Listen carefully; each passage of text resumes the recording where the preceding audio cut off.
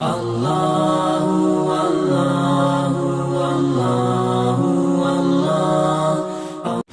شب برات میں جاگنا اور روزہ رکھنا صحیح ہے؟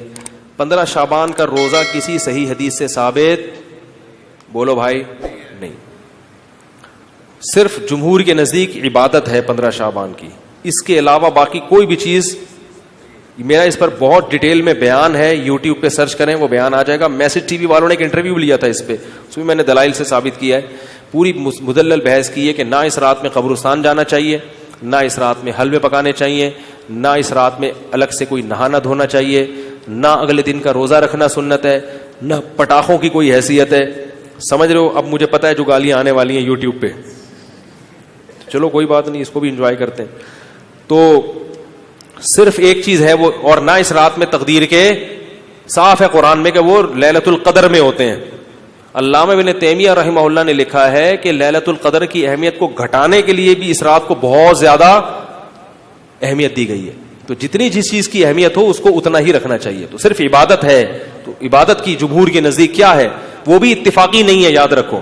جمہور کا مذہب بہرحال یہی ہے کہ اس رات کو عبادت کرنی چاہیے، اس کی فضیلت دوسری راتوں کی نسبت زیادہ ہے. آج کسی صاحب کا فون آیا کہ ہماری والدہ کا معمول رہا ہے اس رات کو دیگیں پکا کے تقسیم کرنے کا.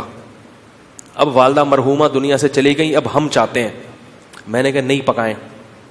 کہہ رہے کیا دیگ پکانے میں، لوگوں کو غریبوں کو کھانے کھلانے میں کیا حرج ہے، اس میں کون سی پابندی ہے؟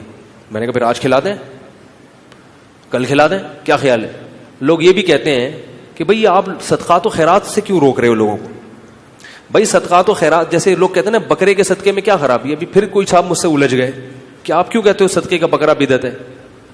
اگر کوئی بکرا کھلا رہا ہے تو کیا خرابی ہے؟ میں نے کہا سوال پیدا ہوتا ہے جب غریب آدمی کو بکرے کے پیسوں میں زیادہ دلچسپی ہے تو آپ کو کیا تکلیف ہے کہ آپ اس کو بکرا کھلائیں؟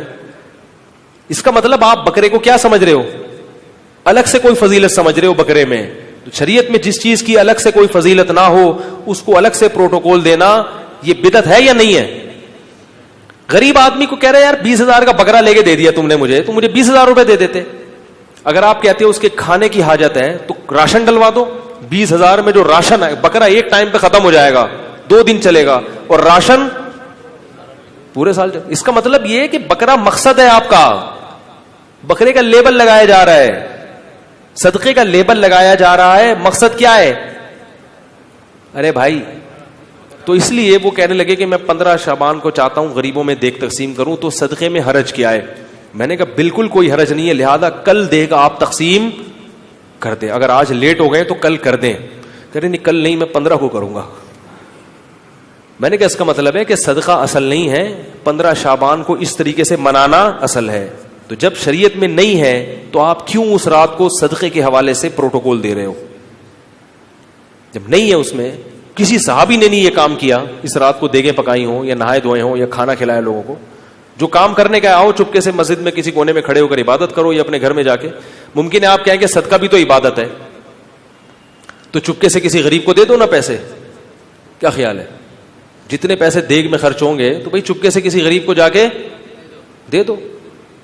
تو تہواروں میں کھلایا پلایا جاتا ہے. میں نے کہا عید کے دن کھلائیں آپ لوگوں کو، تہوار ہے، بقرعید میں کھلائیں، صحیح ہے نا، افطاری میں لوگوں کو کھلائیں، یہ کھلانے کا موقع ہے. آپ 15 شعبان کی رات کو پبلک کو جب خوب مرغن غذائیں کھلائیں گے تو وہ عبادت کے لائق، وہ مرغے کھا کے کیا کریں گے؟ ٹن ہو جائیں گے، سو جائیں گے. اللہ